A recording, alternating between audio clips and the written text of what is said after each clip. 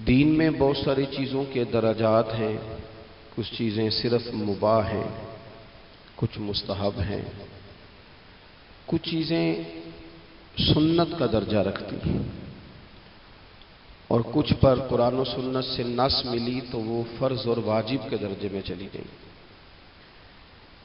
اور کچھ چیزیں زیادہ اہمیت کی حامل تھیں تو ہمارے علماء نے تقسیم کرتے کرتے کہا کہ یہ ضروریات دین کا حصہ ہے۔ اگر اس مسئلے کو سمجھا نہیں جائے گا تو دین کی جو اساس اور بنیاد ہے وہی سمجھ میں نہیں آئے گی۔ کچھ چیزیں بڑے غور سے اور بڑے فہم سے اور بڑی بصیرت کے ساتھ اپنے دل میں بٹھانے والی ہوتی ہیں، ان کو کبھی بھی کسی رسمی تقریر کا یا رسمی جملے کا انداز نہیں سمجھنا چاہیے، انہیں یاد رکھ لینا چاہیے۔ کم و بیش ہر عالم، ہر محدث نبی کریم علیہ الصلوۃ والسلام کے فضائل بیان کرنے والے ہر شارع نے، ہر سیرت نگار نے، حضور کے فضائل لکھنے والے ہر امت کے مصنف نے اس کو نقل کیا۔ اسے اچھی طرح سے ہمیں اپنے ذہن میں بٹھانا چاہیے۔ وہ چیز کیا ہے؟ وہ چیز یہ ہے کہ نبی پاک علیہ الصلوۃ والسلام کی جو ذات گرامی ہے نا، وہ ہمارے ایمان کا مرکز و محور ہے۔ دین اسلام سارے کا سارا حضور کے گرد گرد گھومتا ہے۔ مرکز اور بنیاد نبی پاک کی ذات ہے۔ قرآن مجید اللہ کی کتاب ہے، لیکن ہمیں یہ قرآن بھی حضور ہی کے وسیلہ مبارکہ سے ملا ہے۔ دین اسلام کی روشن بین تعلیمات جو کچھ ہمیں نصیب ہوا ہے حضور کے وسیلہ پاک سے ملا۔ نبی پاک علیہ الصلوۃ والسلام کی جو مرکزیت ہے اسے کبھی بھی نہیں بھولنا چاہیے۔ معاشرے کے اندر ہمیشہ یہ ہوتا ہے کہ لوگ اپنی رائے کا اظہار کرنا چاہتے ہیں، اور اب جب سے آسانی ہوئی ہے ذرا رائے کا اظہار کرنے کی، تو بعض ایسے لوگ بھی رائے کا اظہار کرتے ہیں جن بیچاروں کی کوئی رائے نہیں ہے، سرے سے کوئی کسی خاص نظریے کے لوگ ہی نہیں ہیں، پیچھے کوئی تسلسل ہی نہیں ہے۔ تو اس رائے کے اظہار میں لوگ کہہ دیتے ہیں کہ آپ سیدھا سیدھا نماز پڑھیں، سیدھا سیدھا تلاوت کریں، سیدھا سیدھا حقوق العباد ادا کریں، آپ مسجد جائیں، سچ بولیں، رزق حلال کھائیں۔ بھی یہ ساری باتیں ٹھیک ہیں، لیکن یہ تو ساری چیزیں شاخیں ہیں، جڑ تو کچھ اور ہے۔ اگر آپ ہر وقت درخت کے پتوں کی بات کریں، پھولوں کی بات کریں، سائے کی بات کریں، لیکن جڑ کی بات ہی نہ کریں تو جڑ نہیں ہوگی تو وہ تو سارا درخت خشک ہو جائے گا، وہ تو کوئی پھل نہیں دے گا، کوئی سایہ نہیں دے گا، کوئی کسی قسم کی خوشبو نہیں بانٹے گا۔ دین اسلام کی جڑ اور بنیاد رسول پاک کی ذات گرامی ہے۔ اگر حضور سید عالم علیہ الصلوۃ والسلام کی اس مرکزی حیثیت کو امت سمجھ جاتی ہے تو پھر اسے باقی بھی سارا دین سمجھ میں آئے گا۔ لیکن اگر اس مرکزیت کے ہی لوگ قائل نہیں ہوتے، ہمارے ہاں لوگوں نے ایک مہم چلائی تیزی کے ساتھ، اور افراط و تفرید کے دور میں یہ ہوتا ہے کہ جب کوئی بندہ تھوڑی انوکھی بات کرتا ہے نا دوسروں سے ہٹ کے، تو لوگ بھی اس پر ذرا توجہ زیادہ کرتے ہیں۔ اس کا نقصان ہمیں یہ ہوا کہ ہمارے جوانوں کو جو خاص چیز سمجھنی چاہیے تھی، جس پر پورا فوکس کرنا چاہیے تھا، وہ اس سے دائیں بائیں ہٹنے لگے۔ حضور علیہ السلام کی ذات گرامی ایمان کا مرکز و محور ہے۔ رب فرماتا ہے فَلَا وَرَبِّكَ لَا يُؤْمِنُونَ حَتَّى يُحَكِّمُوكَ فِيمَا شَجَرَ بَيْنَهُمْ۔ اے محبوب مجھے تیرے رب کی قسم، یہ ذرا انداز بھی دیکھیں قرآن پاک کا، اے محبوب مجھے آپ کے رب کی قسم، محبوب آپ کے رب کی قسم، یہ لوگ اتنی دیر تک مومن نہیں ہو سکتے جب تک آپ کے ہر فیصلے کو قبول نہیں کر لیتے۔ وہ جو مرکزی حیثیت ہے نا، آپ کبھی قرآن مجید کے اس جملے پر غور کریں نا، النبی اولی بالمؤمنین من انفسہم، یہ نبی مومنوں سے ان کی جانوں سے بھی زیادہ قریب ہیں۔ آپ ان جملوں کی لطافت کبھی محسوس کریں نا کہ حضور ہمارے اتنے قریب ہیں مومن ہونے کے بعد، حضور کا قرب ہمیں اتنا حاصل ہے کہ ہماری جان سے بھی حضور ہمارے زیادہ قریب ہیں۔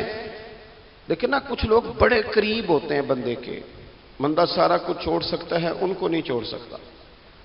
رب کریم نے ہمیں کہا ہے کسی دنیاوی دھوکے کا شکار نہ ہونا، تمہارے سب سے قریب محبوب پاک ہیں۔ ہر چیز چھوڑی جا سکتی ہے، رسول کریم کا دروازہ چھوڑا نہیں جا سکتا۔ اثاثہ قلب و جاں وہی ہے، وہ میرے اندر کی روشنی ہے، میرا تو سب کچھ میرا نبی ہے۔ نبی کریم علیہ الصلوۃ والسلام کی جو خاص مرکزی حیثیت ہے، اس پر پورا جب تک امت فوکس نہیں کرتی، اس کو سمجھ نہیں لیتی۔ کچھ چیزیں ایسی ہوتی ہیں جو بندے کے پاس ہوتی ہیں، لیکن اسے محسوسات ملانے کی ضرورت ہوتی ہے۔ ماں باپ سب کے پاس ہی ہوتے ہیں، لیکن احساس پیدا کرنے کی ضرورت ہے کہ میرا والد بیٹھا ہے، احساس پیدا کرنے کی حاجت ہے کہ میری ماں موجود ہے۔ بچے سبھی کے پاس ہوتے ہیں، اسکول بھی سبھی لوگ ان کو بھیجتے ہیں، مدرسے کی تعلیم بھی دلوانے کی لوگ مقدور بھر کوشش کرتے ہیں، لوگ کوشش کرتے ہیں کہ ان کی ضروریات کی ساری چیزوں کا خیال کیا جائے، لیکن یہ احساس کہ میرا بچہ سوچتا کیا ہے، وہ چاہتا کیا ہے، مجھے اس کی تربیت کس طرح کرنی چاہیے، یہ غور کرنا کہ آج کل اس کے دل میں کون سے خیالات اٹھ رہے ہیں، اس کے ذہن کی سطح پر کون سے سوالات ابھرتے ہیں، ان چیزوں کا احساس کوئی کوئی کرتا ہے۔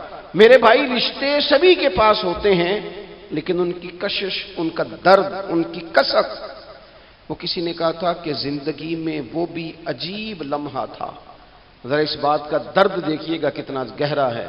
کہنے لگے زندگی میں وہ بھی عجیب لمحہ تھا، وہ میرے ساتھ تھا پر میں تنہا تھا۔ کچھ لوگ ساتھ ہو کے بھی ساتھ نہیں ہوتے، رشتے ڈھیر سارے ہوتے ہیں پر انسان اپنے آپ کو تنہا محسوس کرتا ہے۔ دوستو، ہمارے پاس حضور نبی کریم علیہ السلام کا یہ رشتہ موجود ہے، حضور ہماری جانوں سے زیادہ قریب ہیں، لیکن شرط یہ ہے کہ کبھی موبائل بند کر کے تنہائی میں بیٹھ کے خوشبو لگا کے درود پڑھ کے محبوب کی بارگاہ میں نذرانہ بھیج کے تو دیکھو۔ کبھی رسول پاک علیہ الصلوۃ والسلام کے مدینہ شریف کی یاد میں، قرآن پاک کی تلاوت میں، حضور کی سیرت اور سوانے کی لذت میں اپنے آپ کو پوری طرح محو کر کے تو دیکھو۔ کبھی کوئی نعت آنکھیں بند کر کے حضور کے جلووں کی طرف بڑھ کر دیکھو تو صحیح۔ اس رشتے کا جو درد ہے، اس رشتے کا جو حسن ہے، اس کی جو معنویت ہے، اس کو بس محسوس کرنے کی ضرورت ہے۔ وہ کسی نے کہا تھا ہم نے تو دل میں سجا رکھی ہے تصویر یار، بس ذرا گردن جھکائی دیکھ لی۔ اپنے دل کے اندر محبوب کریم علیہ الصلوۃ والسلام کو بٹھا رکھا ہے۔ دیکھو، جن لوگوں میں یہ درد تھا نا، ابو داؤد شریف میں ایک حدیث ہے، بہت سارے لوگ ایسے ہیں جو کہتے ہیں کہ جناب ہم نے نا سارے ظاہری دلائل پر ہی فیصلہ کرنا ہے۔ کچھ فیصلے ضمیر کی آواز پر بھی ہوتے ہیں، کچھ فیصلے دل کی گواہیوں پر بھی ہوتے ہیں، کچھ فیصلے ایسے ہوتے ہیں جو کرنے پر روح بھی مجبور کرتی ہے، کچھ جگہیں ایسی ہوتی ہیں جہاں جسم نہیں جاتا پر عشق بندے کو گھسیٹ کر وہاں لے جاتا ہے۔ حیدر شاہ اس گلی کدے نہ رول دی، پر ہن تے میں رول دی میں رول گئی ہاں۔ کچھ جگہ پہ انسان کو جانا ہی پڑتا ہے۔ ایک صحابی ہیں حضرت خزیمہ رضی اللہ تعالیٰ، ابو داؤد شریف میں حدیث موجود ہے، نبی پاک علیہ الصلوۃ والسلام نے ایک یہودی سے گھوڑا خرید لیا۔ حضور نے فرمایا آ میرے ساتھ، میں تمہیں پیسے دیتا ہوں۔ اللہ کے محبوب تھوڑا آگے تشریف لے گئے، یہ ذرا تھوڑے فاصلے پہ پیچھے آ رہا تھا۔ راستے میں لوگوں نے اس کو کہا کہ تو نے تو سستا بیچ دیا ہے، گھوڑا تو مہنگا ہے، قیمت زیادہ لگا دی، یہ مکر گیا۔ محبوب کریم علیہ السلام نے پیسے تھمائے، پیسے لو، گھوڑا دو۔ کہنے لگا کون سا گھوڑا، میں نے تو بیچا ہی نہیں۔ اب جب سودا ہوا تھا گھوڑے کا تو حضور تھے یا وہ یہودی تھا، تیسرا شخص ہی کوئی نہیں تھا۔ کون سا گھوڑا، کیسا گھوڑا؟ اپنا حق چھوڑ دینا یہ بھی بعض اوقات بزدلی ہوتا ہے۔ نبی کریم علیہ السلام نے فرمایا بھائی تو کیسے مکر سکتا ہے جب تیرا میرا سودا طے ہوا ہے؟ جب ایک مخصوص رقم پر تو نے اسے بیچ دیا ہے تو مکر کیسے سکتا ہے؟ تو پیسے لے اور گھوڑا دے۔ اب جب تھوڑی سی بات تکرار میں آئی تو کچھ لوگ وہاں جمع ہو گئے، مسلمان، یہودی اور بھی کئی لوگ۔ وہ یہودی کہنے لگا جی آپ اس طرح کریں، ایک گواہ دے دے، میں زیادہ نہیں مانگتا، ایک دے دے، ایک بندہ کہہ دے کہ یہ گھوڑا میں نے بیچا ہے اور آپ نے خریدا ہے تو میں آپ کے حوالے کر دوں گا. وہاں بندہ کوئی دوسرا موجود ہی نہیں تھا تو گواہ کسے پیش کیا جائے؟ حضرت خزیمہ رضی اللہ تعالیٰ عنہ نبی کریم کے صحابی ہیں. فوراً بولے، وہ بھی لوگوں کی باتیں سن کے وہاں آئے تھے، فوراً بولے، کہنے لگے یا رسول اللہ میں دیتا ہوں گواہی. دوڑ کے آگے آئے، کہنے لگے جی میں گواہی دیتا ہوں کہ آپ نے گھوڑا خریدا ہے، یہودی نے بیچا ہے. اب اس نے کہا تھا ایک بندہ کہہ دے تو میں دے دوں گا. اس کی شرط پوری ہو گئی. حضور نے پیسے اس کے ہاتھ میں دیے، اس نے گھوڑا محبوب کے دستے مبارک میں لگام تھمائی، حضور تشریف لے گئے، غلام کو دیا، گھوڑا گھر چلا گیا. نبی کریم نے حضرت خزیمہ سے کہا خزیمہ ایک بات تو بتا، تو تھا ہی نہیں اور تو نے بن دیکھے گواہی کیسے دے دی؟ تو حضرت خزیمہ رضی اللہ تعالیٰ عنہ کہنے لگے یا رسول اللہ یہ تو زمین کی خبر ہے نا، میں نے تو آسمان کی چیزیں بھی نہیں دیکھی، آپ نے کہا ہے تو میں مان گیا ہوں. تو میں تو آسمانی خبریں مان گیا، میں تو جنت آپ کے کہنے پہ مان گیا، میں تو دوزخ آپ کے کہنے پہ مان گیا، میں تو فرشتے آپ کے کہنے پہ مان گیا، میں تو قیامت کی ساری باتیں آپ کے کہنے پہ مان گیا. وہ بتا رہے ہیں، گویا وہ سمجھا رہے ہیں یا رسول اللہ میں نے تو رب بھی نہیں دیکھا، تو آپ کے کہنے پر مان گیا. اور جب اتنی ساری چیزیں آپ کے کہنے پہ مان گیا ہوں تو گھوڑا تو چیز ہی کوئی نہیں. اب دیکھیں حضور کا تبصرہ یہاں کیا ہے. انہوں نے ایمان کا مرکز و محور ذات مصطفیٰ کو سمجھا. ان کو سمجھ آئی کہ کل کائنات حضور کی ذات ہے. اب حضور سید عالم علیہ السلام نے اس بات کو سن کر اعلان کیا فرمایا؟ حضور فرمانے لگے لوگوں جہاں بھی شرعی گواہی کی ضرورت ہو نہ دو گواہ چاہیے ہوتے ہیں، لیکن جہاں میرا یہ خزیمہ موجود ہو ایک کی گواہی دو کے برابر شمار کی جائے گی. اتنا بڑا اعزاز، نظریاتی طور پر اتنی زیادہ پختگی. جب تک اپنے ایمان کا مرکز اور محور ذات مصطفیٰ کو نہیں سمجھا جاتا. ایک اور بھی بات عرض کروں، کئی کام ہوتے ہیں وہ کام تو ہوتے ہیں پر خشک بڑے ہوتے ہیں. کچھ ڈیوٹیاں تو ہوتی ہیں لیکن وہ ڈیوٹیاں تھکا بڑا دیتی ہیں. کچھ سفر تو ہوتے ہیں پر وہ سفر پورے وجود کو توڑ پھوڑ کے رکھ دیتے ہیں. لیکن کچھ کام ایسے ہوتے ہیں جو بندہ بڑے ذوق سے کرتا ہے. کچھ ڈیوٹیاں ایسی ہوتی ہیں کہ بندہ کہتا ہے کبھی 2 گھنٹے اور کرنی پڑ جائے نا. کچھ سفر ایسے ہوتے ہیں کہ جس میں بندے کا دل کرتا ہے یا اللہ یہ سفر کبھی روز ملے نا. چلے نہیں سمجھ آتی تو ایک سادی سی کسی شاعر نے بات کی ہے. اس نے کہا ہے کہ دنیا دیا سفراں تو بندہ تھک بھی تو جاندا ہے نا، پر سفر مدینے دا ہر وار ہی بڑا سونا. کچھ سفر تھکاتے نہیں نا، اکتاہٹ نہیں ہوتی. کچھ چیزیں انسان ذوق سے کرتا ہے. اس کی طبیعت اگر نبی پاک علیہ السلام کی ذات کے ساتھ دل کی قلبی وابستگی ہو جائے، دین کا کام تھکاوٹ پیدا نہیں کرتا. مسجد کی حاضری بوجھ نہیں بنتی. انسان کے لیے کوئی بھی خیر کا کام کرنا مشکل نہیں ہوتا. اس کا وجود ڈھل سا جاتا ہے. اس کی طبیعت اس طرح کی ہو جاتی ہے کہ جیسے سارے نور سے ہو کر آ گئے. شرط یہ ہے کہ کامل محبت ہو. آج کل ڈھیروں لوگوں کو دعویٰ ہے حضور کی محبت کا، ڈھیروں لوگوں کو، اور بالکل ٹھیک ہے ہونا بھی چاہیے. لیکن اپنے آپ سے پوچھ لینا چاہیے اچھی طرح سے. ہمیں اچھی طرح سے غور کر لینا چاہیے کہ شہرت زیادہ پیاری ہے کہ حضور؟ یہ ہمیں غور کرنا چاہیے. ہمیں غور کر لینا چاہیے کہ دولت زیادہ پیاری ہے کہ نبی پاک علیہ الصلوۃ والسلام کی ذات؟ ہمیں غور کرنا چاہیے کہ برادری اور قبیلے کی رسمیں زیادہ پیاری ہیں یا حضور کے دین کی بات زیادہ پیاری ہے؟ ہمیں پہلے غور کر اپنی ترجیحات کا تعین کرنا چاہیے. اور پھر ہمیں اپنے دل سے یہ بھی پوچھنا چاہیے کہ تیرا فلاں دوست سے ملنے کو تو بار بار دل کرتا ہے، اہل خانہ کو، گھر والوں کو ملنے کو تو تیرا بار بار جی چاہتا ہے، کیا تیرے دل میں کبھی بیٹھے بیٹھے تڑپ اٹھتی ہے؟ بیٹھے بیٹھے. اور کبھی تیری آنکھیں باہر آتی ہیں کہ رب کوئی موقع بنا دے اور میں جا کے حضور کا شہر مبارک بھی دیکھا ہوں. اچانک دل کرتا ہے نا کسی شخص سے بات کرنے کو، تو کیا بالکل بیٹھے بیٹھے کبھی اچانک نعت سننے کو بھی دل کرتا ہے کہ نہیں؟ کبھی اچانک حضور کی سیرت کی طرف بھی توجہ بیٹھے بیٹھے چلی جاتی ہے کہ نہیں؟ دیکھیں کوئی بندہ بھی انکار نہیں کرے گا جب کسی سے کہا جائے گا کہ مجھے حضور علیہ السلام سے بڑی محبت ہے. لیکن آپ کو کس سے محبت ہے، آپ کس سے پیار کرتے ہیں، یہ صرف آپ کو ہی پتا ہوتا ہے. میں کس سے محبت کرتا ہوں، میرے دل میں کس بندے کے لیے کتنی گنجائش ہے، یہ سامنے والا نہیں ماپ سکتا، یہ صرف میں ہی ماپ سکتا ہوں، جو کہ دل جو میرا ہے۔ یہ باطنی کیفیات میری ہیں۔ ہم روز نعرے لگائیں، روز زور شور سے نعرے لگائیں، لوگ سن کے کہیں کہ بڑا پیار کرتا ہے یہ حضور سے، لیکن یہ ہمیں پتہ ہے ہماری قلبی واردات کیا ہے، ہمیں خبر ہے۔ دیکھیں نا، صحابہ سچے لوگ تھے۔ حضرت عمر رضی اللہ تعالیٰ عنہ حضور کی بارگاہ میں حاضر ہیں تو عرض کی، یا رسول اللہ صلی اللہ تعالیٰ علیہ وسلم، مجھے آپ ہر چیز سے زیادہ پیارے ہیں، لیکن حضور مجھے لگتا ہے مجھے اپنی جان آپ سے زیادہ پیاری ہے۔ سچ بولنا ہے نا، نیرا دعویٰ نہیں کرنا، بات کو کھول کر بیان کر کے واضح کر کے بیان کرنا۔ یا رسول اللہ صلی اللہ تعالیٰ علیہ وسلم، مجھے محسوس ہوتا ہے مجھے اپنی جان آپ سے زیادہ پیاری ہے۔ تو حضور نے ان کے دل پر ہاتھ رکھ کے فرمایا، عمر ابھی ایمان نہیں مکمل ہوا۔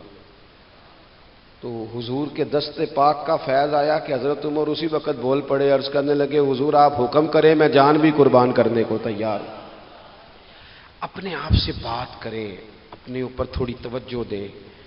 دوسروں کو تبلیغ کرتے، دوسروں کو واعظ کرتے، دوسروں کو نصیحت کرتے، دوسروں کو سمجھاتے تو بڑا وقت گزر گیا۔ اب تھوڑا سا نا اعلیٰ حضرت رحمۃ اللہ علیہ سے لوگوں نے کہا آپ واعظ کہیں، تو فرمانے لگے ابھی تو میں اپنے نفس کو نہیں واعظ کہہ سکا، اپنے آپ سے میں ابھی گفتگو نہیں کر سکا، تقریر نہیں کر سکا، تو لوگوں کو کیا واعظ کروں گا۔ ہم تھوڑا سا نا اپنے اوپر توجہ دیں۔ حضور کی محبت کا جو ذوق صحابہ کے ہاں ہے، آج بڑے سارے لوگ نہیں ہیں جو بچ بچ کے بات کرتے ہیں، بچ بچ کے۔ میں تو اپنے زمانے میں دیکھتا ہوں کہ سیاسی لیڈروں کے نعرے لگاتے وقت لوگوں کو کوئی کسی قسم کی آر محسوس نہیں ہوتی۔ وہ گاڑی جو کبھی کسی غریب کے ہاسپٹل جانے کے کام نہیں آئی، سیاسی لیڈر کا جلسہ ہو تو وہ بھی گاڑی اندر سے نکل آتی ہے، اور اس پر 10 بندے چڑھ جائیں تو ٹوٹنے کا بھی کوئی خطرہ محسوس نہیں ہوتا۔ لیکن وہ لوگ جو اتنا تگڑا کر کے اپنے لیڈر کا نعرہ لگا رہے تھے، انہیں چاہیے تو نا کہ اس سے کئی 100 گنا بڑھ کے ان کی زبانوں پہ حضور کے تذکرے جاری ہوتے، اور ان کی زبانیں پوری طرح تر ہوتی درود و سلام سے۔ لیکن آپ دیکھ لیں ہم اپنی اپنی فیلڈ میں، اپنے اپنے معاملات میں کتنے زیادہ مضبوط ہیں اور کتنے زیادہ آگے ہیں، لیکن ذات رسالت معاب کے معاملے میں ہمیں وہ جوش، وہ محبت جس کا ہم اظہار کرتے ہیں، ہمیں اسے کیفیات میں لانا چاہیے۔ اور کچھ لوگ ایسے بھی ہیں جو اس معاملے میں بھی بڑے سنجیدہ ہو کے رہنا پسند کرتے ہیں۔ وہ کہتے ہیں نہیں جی نہیں، اب میں جلوس میں جاؤں، اور میں حیران ہوتا ہوں جو قوم روز کوئی نہ کوئی جلوس نکالتی ہے، وہ نبی پاک کا جلوس آتا ہے تو وہ شرعی دلائل پوچھنے شروع کر دیتی ہے کہ بھئی اس پر کوئی دلیل ہے؟ تو میں نے کہا یہ جو روز نکلتے ہیں ان پر دلیلیں ہیں؟ کبھی کسی نے سوال نہیں کیا، کبھی کسی شخص نے کوئی بات نہیں کی، اور یہاں لوگ دلائل کی دنیا میں اتر آتے ہیں۔ وارفتگی، شوق، حضور کی جو مرکزی حیثیت ہے دین میں، نبی پاک کے ساتھ قلبی رشتہ، مضبوط وارفتگی۔ عروہ بن مسعود ثقفی کفر کی طرف سے نہ سفیر بن کے آئے تھے حدیبیہ میں۔ تو جب کوئی بندہ کسی کا سفیر بن کے آتا ہے تو وہ اس کی پوری ترجمانی بھی کرتا ہے، پورے نمائندے بن کے آئے تھے۔ یہاں کچھ وقت انہوں نے حضور کے صحابہ کے ساتھ گزارا اور واپس گئے، تو جا کے کہنے لگے لوگوں میں سفیر آدمی ہوں، میں نے کافی ساری دنیا دیکھی ہے۔ سفیر جو ہوتے ہیں نا مختلف ممالک میں تعینات، وہ مختلف تہذیبوں کو دیکھتے ہیں، مختلف حکومتوں کو دیکھتے ہیں، مختلف نظریات کا مطالعہ کرتے ہیں۔ کہنے لگے میں مختلف قسم کے لوگوں کو دیکھ کے آیا ہوں، کیسر و کسریٰ کے بڑے بڑے دربار میں نے دیکھے، اور عرب کے اندر کچھ ایسے لوگ بھی تھے اس دنیا میں کہ جو اپنے آپ کو سجدہ کرواتے تھے، معاذ اللہ۔ کہا میں نے بڑے بڑے دربار دیکھے ہیں، لیکن میں عجیب رنگ دیکھ کے آیا ہوں رسول پاک کے غلاموں کا حضور کے ساتھ۔ یعنی حضور سجدہ کرنے سے منع کرتے ہیں، لباس سادہ پہنتے ہیں، کوئی بڑا تخت نہیں لگاتے، کوئی بڑا نبی پاک محل نہیں بناتے، حضور زمین پر تشریف فرما ہیں وہیں وضو کرتے ہیں، اور کسی کو حضور رغبت بھی نہیں دیتے یہ کام کرنے کی۔ لیکن باوجود اس کے جو وہاں کیفیت عروہ بن مسعود نے دیکھی وہ صحیح بخاری میں موجود ہے۔ کہنے لگے میں عجیب نظارہ دیکھ کے آیا ہوں کہ حضور بلغم شریف اپنے ناک سے نکالتے ہیں۔ بلغم، بلغم ماں بڑا پیار کرتی ہے نا بچے سے، تو اس کی ناک سے یا گلے سے کبھی بلغم نکل آئے تو اماں نا ایسے ایسے ادھر منہ کر کے پھینکتی ہے، ایسے کر کے پھینکتی ہے، کبھی نکالنی بھی پڑ جائے۔ صحیح کہہ رہا ہوں میں؟ لیکن یہ دیکھیں، اور یہ ان لوگوں کی بات ہے جو عام لوگ نہیں، یہ عروا جمیع صحابہ کی بات کر رہے ہیں۔ اور یہ بندے کون ہیں؟ حضرت ابو بکر صدیق جیسے سمجھدار لوگ، حضرت عمر جیسے لاکھوں مربع میل کی حکومتیں چلانے والے لوگ، حضرت عثمان غنی کی طرح کے لوگ جو جس کاروبار میں بھی ہاتھ ڈالتے ہیں 4 چاند لگا دیتے ہیں، حضرت مولا علی شیر خدا جیسے علم و حکمت اور دانائی والے لوگ، یہ کیا کرتے ہیں؟ عروہ کہنے لگے کہ نبی پاک کے ناک مبارک سے بلغم نکلتی ہے تو اپنے چہروں پہ مل لیتے ہیں یار، اور یہ صحیح بخاری میں موجود ہے، وہ اپنے جسموں پہ ملتے ہیں۔ اور کہنے لگے جب وہ وضو کرتے ہیں نا حضور، تو وہ جو وضو کا بچا ہوا پانی ہے اس کے لیے ان کے جذبات اس طرح کے ہیں کہ لگتا ہے وہ لڑ پڑیں گے آپس میں، وہ لڑیں گے کہ یہ قطرہ مجھے چاہیے، یہ حضور کے مقدس جسم سے لگا ہوا ہے۔ اور میرے امام کو تو پھر بات کہنی آتی ہے نا، اعلیٰ حضرت فرماتے ہیں جو حضور کے قدموں سے لگ کے دھومن بن جائے نا وہ تو آب حیات ہوتا ہے، وہ پی لینے والے تو مرتے ہی نہیں، مرتے ہی نہیں، وہ لوگ تو باطنی طور پر ہمیشہ زندہ رہتے ہیں۔ کہتے ہیں جس کے قدموں کا دھوون ہے آب حیات ہے، وہ جانے مسیحا ہمارا نبی، اور جس کی 2 بوند ہیں کوثر و سلسبیل ہے، وہ رحمت کا دریا ہمارا نبی۔ عروہ کہنے لگا وہ تو لڑ پڑیں گے۔ اور تیسرا عروہ کہنے لگا میں نے عجیب منظر وہاں دیکھا ہے کہ حضور کوئی حکم کرتے ہیں تو ہر بندہ پہل کرتا ہے، جلدی کرتا ہے حکم ماننے میں، تیزی دکھاتا ہے۔ اور تیسرا میں نے یہ دیکھا ہے جب حضور گفتگو کرتے ہیں تو ان پر اس طرح کا روب طاری ہوتا ہے کہ وہ تو نظر بھر کے حضور کا چہرہ بھی نہیں دیکھتے۔ کہنے لگا یہ کیفیات میں ان لوگوں کی دیکھ کے آیا ہوں جو اپنے حبیب سے اتنی محبت کرتے ہیں، وہ کبھی بھی حضور کے دین کا جھنڈا نیچے نہیں آنے دیں گے، وہ کبھی بھی کسی کفر کی نفاق کی سازش کو آگے نہیں بڑھنے دیں گے۔ تو کافر تو کل بھی اس بات کا اظہار کر رہا تھا کہ ہمیں جو ڈر لگتا ہے مسلمانوں سے وہ اس بات سے لگتا ہے یہ اپنے نبی کے ساتھ بڑے جڑے ہوئے، ان کا رشتہ حضور کے ساتھ بڑا مضبوط، اور امت سوال جواب کر رہی ہے، امت ترازو لے کے بیٹھی ہے کہ اتنا علم تھا معاذ اللہ اور اتنا نہیں تھا، یہ کر سکتے تھے اور یہ نہیں کر سکتے، ان کو یہ کہنا چاہیے اور یہ نہیں کہنا چاہیے۔ بھئی یہ تو ہمارے بزرگ پرانا فیصلہ کر گئے، وہ کہتے ہیں بعد از خدا بزرگ توئی قصہ مختصر، اور حضور رب کے بعد سب سے بڑے ہیں، یہی مختصر قصہ ہے۔ تو حضور سید عالم کے ساتھ جو قلبی وابستگی ہے، نبی کریم علیہ السلام نا مدینہ شریف میں جب ہجرت کر کے تشریف لے گئے تھے تو حضرت ابو ایوب انصاری رضی اللہ تعالیٰ عنہ کے گھر میں حضور نے قیام فرمایا تھا۔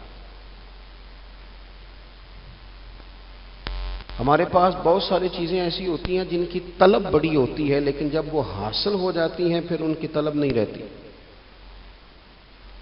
ایک چیز آپ کے پاس ہمیشہ رہنے لگ جاتی ہے، پھر اس کے ادب آداب زیادہ نہیں رہتے، یہ ایک مزاج ہے۔ عام آدمی، چلے میں اپنی بات بتاتا ہوں آپ کو، عام آدمی جو ہوتا ہے نا وہ قرآن شریف کے غلاف کو بھی چومتا ہے، پھر قرآن پاک کو بھی چومتا ہے، پھر وہ بڑے احترام سے کھول کے رکھتا ہے، لیکن ہمارے مدارس میں جو حافظ ہوتے ہیں وہ نہیں زیادہ چومتے، ان کے پاس رہتا ہے نا ہر وقت، وہ لا کے رکھتے، ادب کرتے ہیں، کوئی بے ادبی نہیں کرتے، اللہ معاف کرے، لیکن جس طرح سے عام آدمی اس کو بار بار چومتا ہے یا ذوق کا اظہار کرتا ہے، دیکھیں حافظ بیچ بیچ میں سے ناراض ہونے لگ گیا مجھ سے، آپ ناراض نہ ہوں لیکن چلو بات کر تو لینے دو نا، جو ٹھیک ہے وہ کر تو لینے دو۔ یہ ہوتا ہے بعض اوقات جو چیز بالکل قریب آ جاتی ہے نا، یعنی ایک چیز آپ کا مقصود ہے اور اگر وہ مقصود مل گیا تو، وہ جو درویش نے کہا تھا نا کہ یہی بہتر ہے کہ پردوں میں وہ پردہ پوش رہے، اس کی بھی بڑی حکمتیں ہوتی ہیں، اس لیے کہ جو تڑپ، ملنے کی تڑپ کی جو لذت ہے وہ کئی دفعہ وصال کی لذت نہیں ہوتی، تو یہی بہتر ہے کہ پردوں میں وہ پردہ پوش رہے، اور وہ اگر پردے ہٹا دے تو پھر کسے ہوش رہے۔ جب آپ کو وہ چیز میسر آ جاتی ہے تو پھر اس کی قدر، اسی لیے حضرت عمر فاروق رضی اللہ تعالیٰ عنہ کا یہ طریقہ تھا کہ جب لوگ حج کر لیتے تھے نا تو فرماتے تھے حج ہو گیا اب اپنے اپنے گھر جاؤ، زیادہ دیر نہ رہو حرم شریف میں، زیادہ دیر رہو گے تو قدر نہیں کرو، اب جاؤ۔ بڑی دلچسپ ہوتی ہیں بے ترتیب ملاقاتیں. کبھی کبھی ملنے میں ذوق زیادہ ہوتا ہے، لطف زیادہ ہوتا ہے، طمانینت زیادہ ہوتی ہے. حضرت ابو ایوب انصاری کہتے ہیں مجھے مقصود مل گیا، کرم ہو گیا، میں منتظر تھی، میری روح میری نظر کے حضور میرے گھر تشریف لائیں، حضور آ گئے، کرم ہو گیا، رحمت ہو گئی. اب ایسا نہیں ہے کہ ان لوگوں کو مقصود مل گیا ہے تو بس بات ختم ہو گئی. اب وہ سمجھ گئے کہ میرے تو گھر آ گئے تو میرے لیے تو ساری بات ہی کھل گئی ہے. ان کی ادبی معرفت کا یہ عالم تھا اور نبی پاک کے ساتھ ان کی وابستگی کا یہ حال تھا کہ کہتے ہیں میں نے نا، میرے گھر کی 2 منزلیں تھیں، میں نے نچلی والی منزل حضور کے لیے چھوڑ دی تاکہ نبی کریم صلی اللہ تعالی علیہ وسلم کی زیارت کے لیے لوگوں نے آنے جانا ہے تو لوگوں کے لیے آسانی رہے.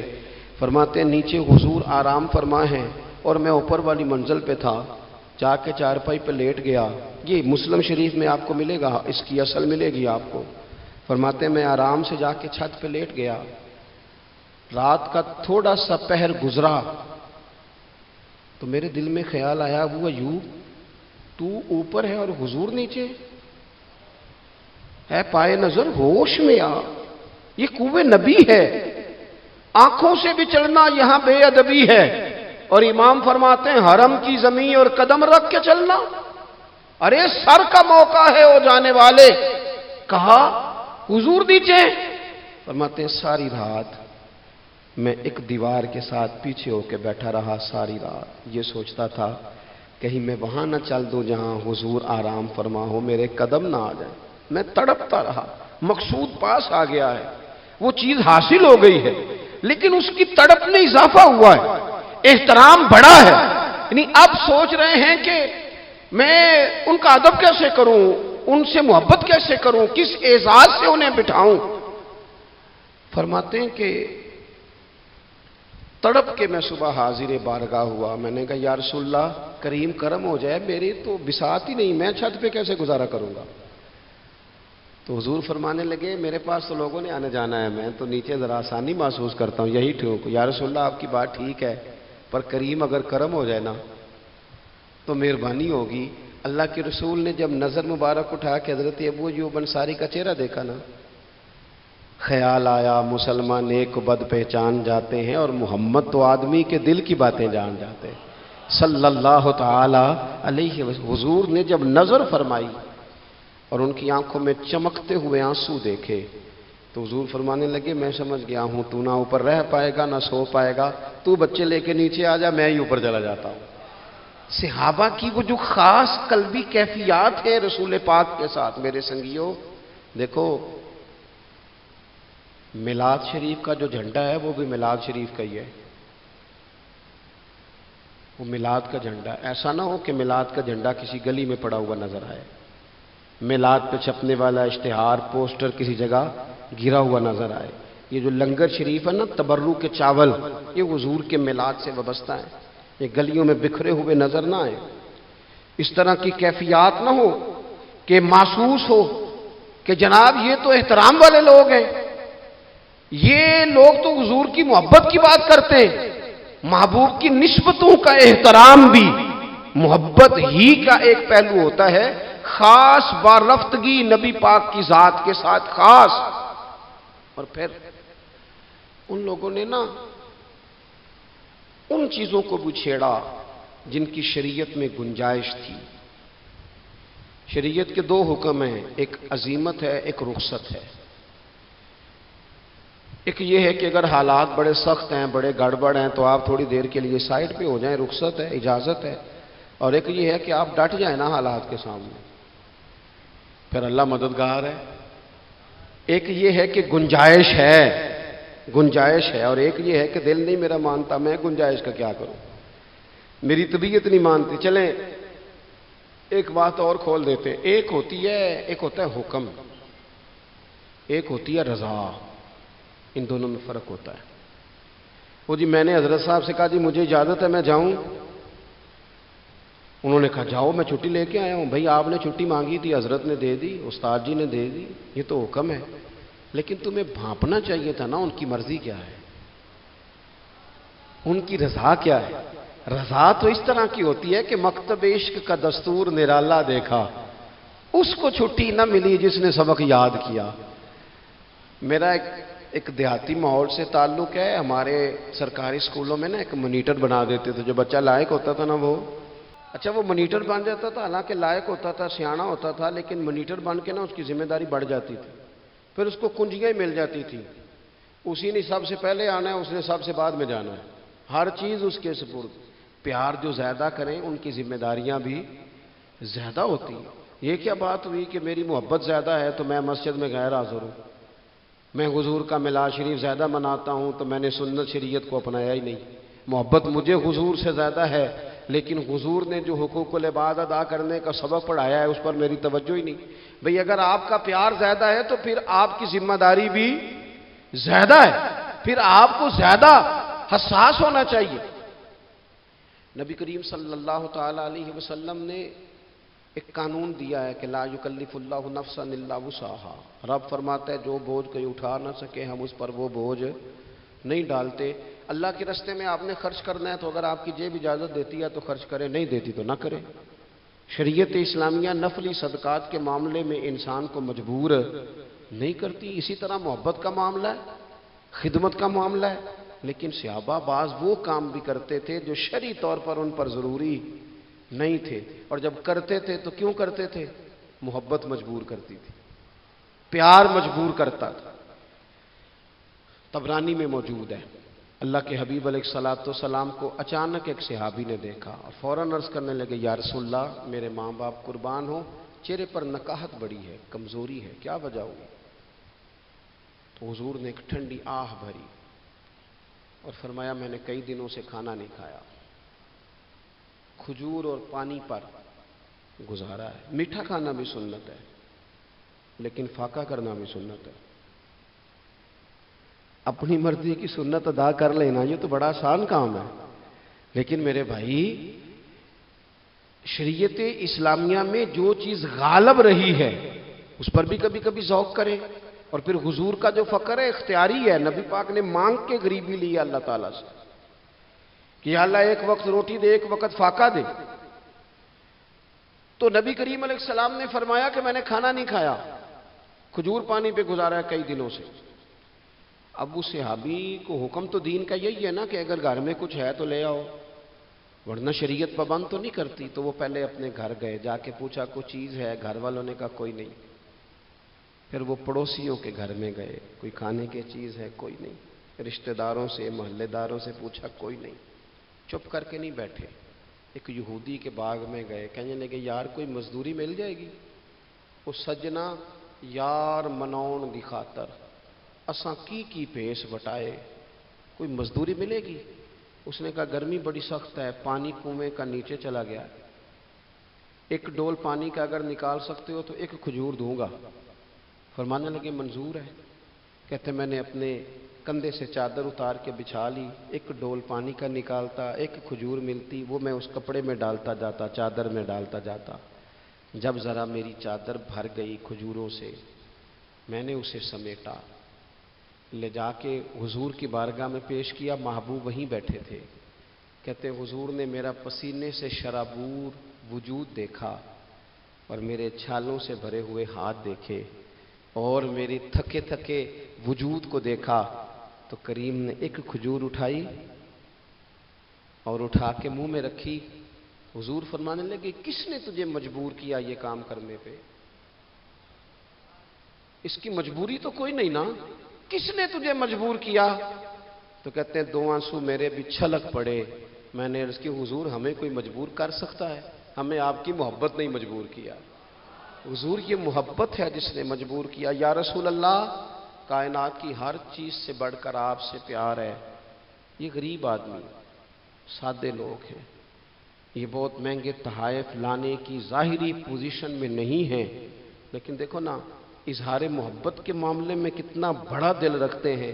یا رسول اللہ صلی اللہ تعالی علیہ وسلم آقا محبت نے مجبور کیا، وہاں انعام نہیں ملا، ظاہری طور پر جو انعام ہوتے ہیں وہ نہیں، اس کا نہیں حضور نے اعلان کیا۔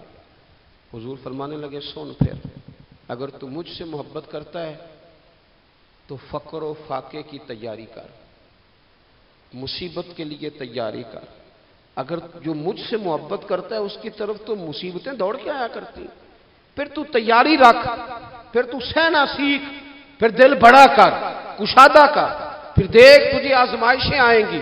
زخم پہ زخم کھا کے جی، خونے جگر کے گھونٹ پی، آہ نہ کر اب لبوں کو سی.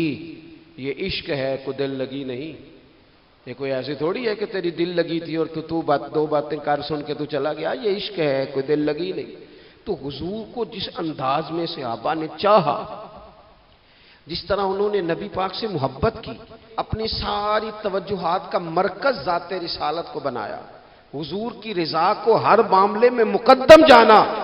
ہماری ذمہ داریاں ہیں کہ ہم بھی اپنے محبوب کے لیے اپنے جذبات کو کشادہ کریں، اپنے دل میں وہ ساری باتیں پیدا کریں جس کی بنیاد پر ہمارا بھی ایمانی رشتہ نبی کریم سے مضبوط ہو سکے.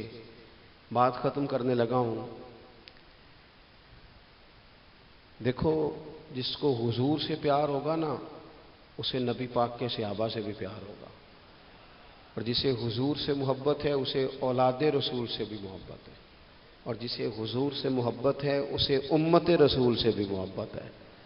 میں اور آپ بڑے آرام سے اپنے اپنے گھروں میں بیٹھے، لیکن 2 مہینے ہونے کو ہیں، سیلاب والے اپنی بیٹیاں لے کے جھونپڑیوں میں بیٹھے سڑکوں میں. 4 دن خبریں زیادہ تھیں اخبارات میں، تو ہمیں بھی تھوڑا احساس زیادہ تھا، کیونکہ اب خبریں مدھم ہو گئی ہیں تو ہماری طبیعتیں بھی مدھم ہو گئی ہیں. ہم تو چلتے ہیں کہ آج کل ٹرینڈ کیا ہے، وائرل کیا چیز ہے، اس کے مطابق ہم بھی اپنا ٹرینڈ چینج کر لیتے ہیں.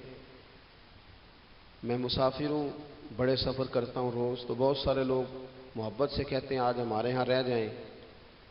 تو میں ان سے کہتا ہوں یار، جو نیند اپنے بیڈ پہ آتی ہے وہ کسی اور جگہ نہیں آتی. گھر ہی جانے دو، گھر ہی بندہ آرام سے سکون سے سو سکتا ہے. کسی کا بڑا بہترین گھر بھی ہو تو جب کسی کے گھر نیند نہیں آتی، بچے نہیں سوتے، اپنے گھر جانا ہے، تو مجھے بتاؤ جو بیچارے جھونپڑیوں میں آ کے بیٹھ گئے ان کے لیے کتنی مشکل بات ہے، خیموں میں بیٹھے. لیکن کیا کریں، اس وقت جتنی سیاسی جماعتیں ہیں نا ملک میں، سب حکومت میں، کسی کی پنجاب میں حکومت ہے، کسی کی مرکز میں ہے، کسی کی کہیں ہے. چاہیے تھا نا یہ سارے وسائل استعمال کرتے اور ان لوگوں کی خدمت میں پہنچتے. ہمیں اپنے دل کشادہ کرنے چاہیے حضور کی امت کے لیے. میلاد شریف کی جہاں جہاں بھی محفل ہو نا، کوشش کریں غربا کو بٹھا کے اچھے طریقے سے روٹی کھلائی جائے، ان کا اکرام کیا جائے، اس لیے کہ یہ نبی پاک کی امت ہے، ان سے پیار کیا جائے. اور دیکھو، حضور سے پیار ہے تو امت سے پیار ہے، تو پھر ہمیں حضور کی شریعت سے بھی پیار ہونا چاہیے نا. ہمیں ہر جگہ مقدم کرنا چاہیے دین کو. اگر کل 10ویں 40ویں جنازے پہ ہم دین کی بات کرتے ہیں تو پھر ہمیں نکاح، ولیمے اور عقیقے والے دن بھی دین کی بات ہی کرنی چاہیے. وہاں بھی ہمیں ترجیح دین ہی کو دینی چاہیے. یہ کیا بات ہوئی کہ جب غم آئے تو رخ اللہ رسول کی طرف ہو گیا، اور جب خوشیاں ملی تو پھر سارے شیطانی کام شروع کر دیے.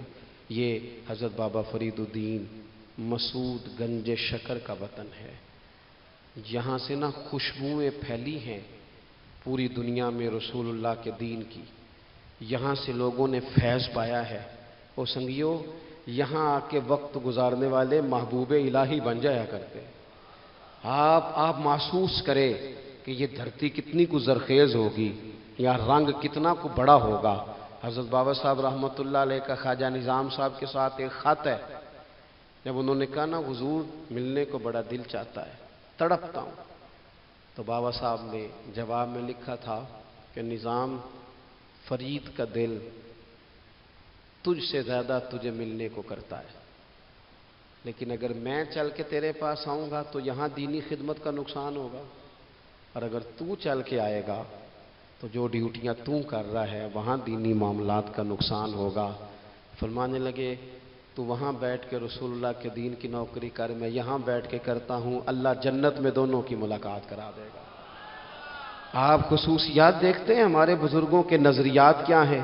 وہ لوگ قائل ہیں خدمات کے، وہ خدمات کے قائل.